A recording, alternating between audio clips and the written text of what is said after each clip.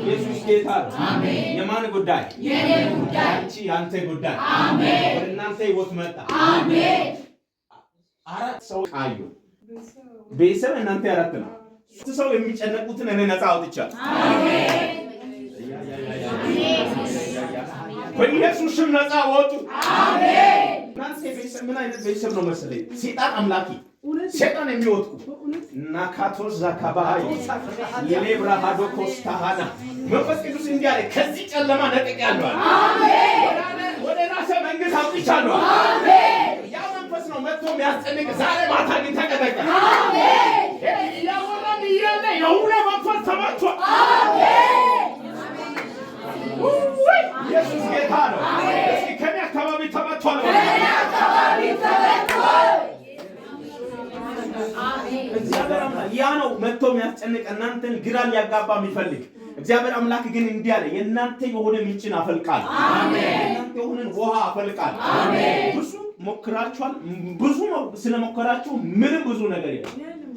እናንተ ያልሞከራችሁ ነገር የለም። ከስራ ስራ፣ ከቢሮ ቢሮ ያልሞከራችሁ ቦታ የለም። ከሰው ሰው መፈላለግ፣ በሰው በኩል እንትን ለማለት በዚህ ሁሉ አልተሳካ። ሰማይ እንዲህ አለ፣ ያ የገባ እጅ አለ እኔ ማተዋል አሜን። ለዚህ ሴት ጌታ ምስክሬ ተበጣጥሶ ሲሰራ አሜን፣ ተሰባብሮ ሲስተካከል አሜን፣ ሁሉ ነገር ቦታ ለቆ ለሷ ውብ ሲሆን አሜን አሜን አሜን።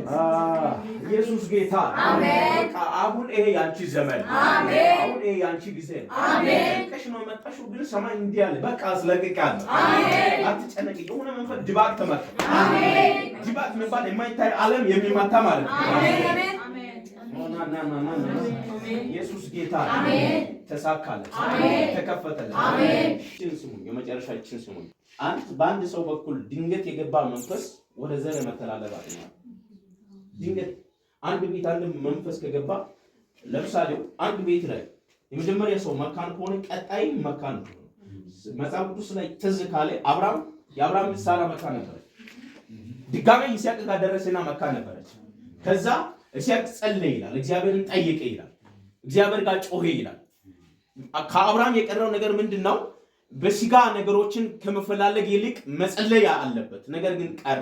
ይስሐቅ ጸለየና ጸነሰች ይላል። ለርፍቃ የሆነ ነገር ሲፈጠር ዝም ብላችሁ አታዩ፣ ጸልዩ።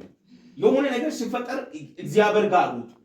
ያ ነገር ወደ ትውልድ የመተላለፍ አቅም አለው ካልሰበራችሁ። ታውቃላችሁ፣ ትዝ ካለ አንድ ቤት ላይ ሁለት ሚስት ያለበት ፋዘር የሱ ልጆችም ሁለት ነው የሚያገቡ። ስፒሪት ነው የገባው። ምንም አድርገ ማቁረጣችን። ስለዚህ የሆነ ነገር ከመፈራረቁ በፊት ቅደሙ። ያንን መንፈስ ብሬክ ዳውን አድርጉ።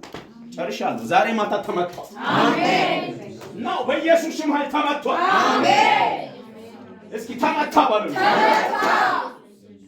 ላንቺ ስኬት ሆኗል አሜን። እግዚአብሔር ምንጮችን ያፈልቃል አሜን። እግዚአብሔር ላንቺ የተባሉ ደጆችን ይከፍታል አሜን። ተሳካለት አሜን፣ ሆነለት አሜን። ትጨነቂ፣ እግዚአብሔር ያየው ደመና ወደ አንቺ መጥቷል አሜን። ክብር ለጌታ ይሁን አሜን።